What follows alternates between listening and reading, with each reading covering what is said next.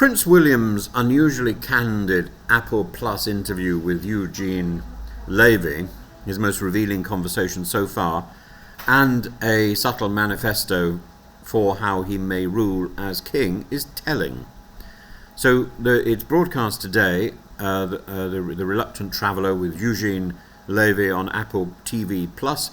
It's not on the surface a royal state paper. It's a travel program fronted by the comic star of Schitt's Creek and American Pie. Yet the episode filmed at Windsor Castle has turned into Prince William's most open and reflective interview to date. It offers a glimpse of how the next king thinks about duty, history, the press and his own family. For an institution that lives on continuity, this is about as close as we get to a preview of the reign of King William V. William is not giving a manifesto.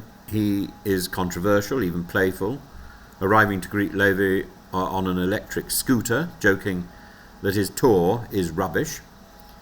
Yet inside that casual tone are deliberate signals. He says, I think it's safe to say change is on my agenda, not overtly radical, but change that needs to happen. This is candour, but elliptical. He hints at reform without listing concrete policies. It's a way of testing public appetite without alarming monarchists. He repeatedly contrasts respect for heritage with a duty to ask whether rituals still fit for purpose today should change. That phrase is pointed. The monarchy has long relied on the weight of history, on coronations, trooping the colour, Buckingham Palace pageantry, but William suggests that history can become a real weight and an anchor. You can feel suffocated by it. His likely approach is adaptive continuity, keeping crowns and ceremonies, but trimming what seems hollow or self-indulgent. I think this is a dangerous path, by the way. A second theme is deeply personal. He says the stress of family illness, both Catherine and King Charles undergoing cancer treatment, sometimes left him overwhelmed. He recalls the turbulence of his own childhood, the divorce of Charles and Diana, and vows not to repeat the mistakes of our parents. For the heir to Britain's throne to speak so frankly about private pain is striking. It humanises him, and it reframes the monarchy as protective parenthood rather than aristocratic detachment. William's anger at past intrusion runs through the narrative. The damage it can do to your family life is something I vowed would never happen to mine. Those who overstep it, I'll fight against.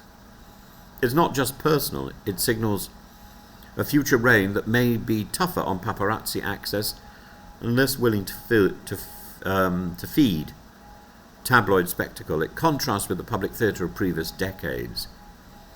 He gives no checklist, but there are clues. Windsor Castle, rather than Buckingham Palace, is becoming the working heart of the monarchy. The sovereign grant has risen beyond 132 million.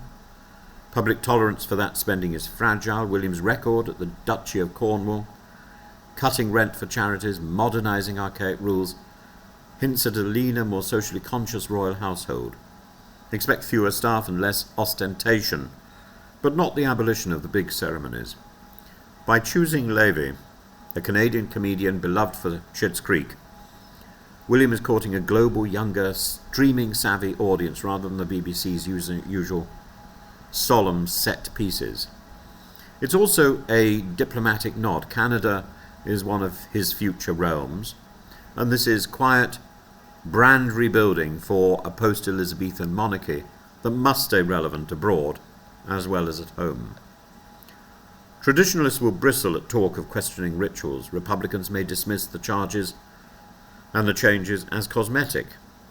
Yet the interview shows a prince aware that survival depends on appearing authentic, not anachronistic. And his line, if I'm not true to myself, it doesn't matter who you are, is almost anti-courtly in tone. The risk is that vagueness invites disappointment if he later proves cautious. It's slightly ironic that the most revealing royal conversation appears on a platform many viewers barely use, outside Slow Horses, and the episode may be worth the subscription, though one suspects some households will now realise they've been paying for Apple TV twice through some sort of Netflix or Prime add-on. This Windsor pub chat, pints of Guinness and sweet cider, was not a constitutional address, yet in its humour and vulnerability it tells us that William wants to be a modern, emotionally intelligent monarch who keeps tradition but refuses to be owned by it. If the monarchy is to survive another century, this kind of elliptic candour, gentle reform signalled through personal story, may prove its most effective defence.